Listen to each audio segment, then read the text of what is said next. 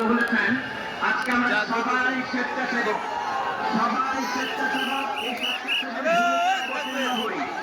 সবাই এই অনুষ্ঠানকে সাফল্যমণ্ডিত করবার জন্য নিজ নিজ জায়গা থেকে উদ্যোগ গ্রহণ করি। যে কোনো ধরনের উচ্ছৃঙ্খলতা আমরা পরিহার করি, প্রত্যেকে সহযোগিতা করি।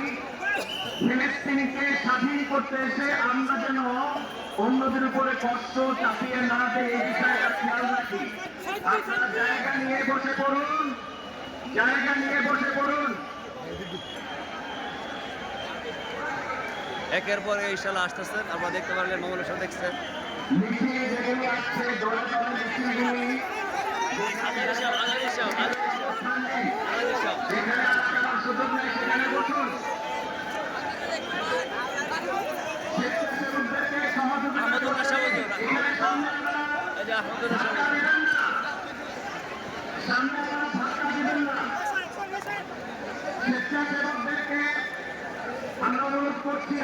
সবাই যাচ্ছে, আমরা দেখতে পারলেন আজারি সাহেব, আহমদুল্লাহ সাহেব, আল্লাহ মামুন সাহেব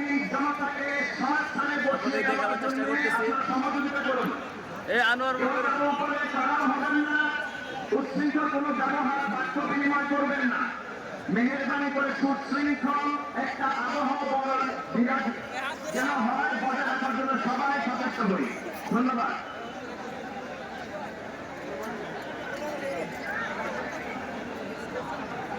ও জাফর আছে, এখানে আছে অবশ্য।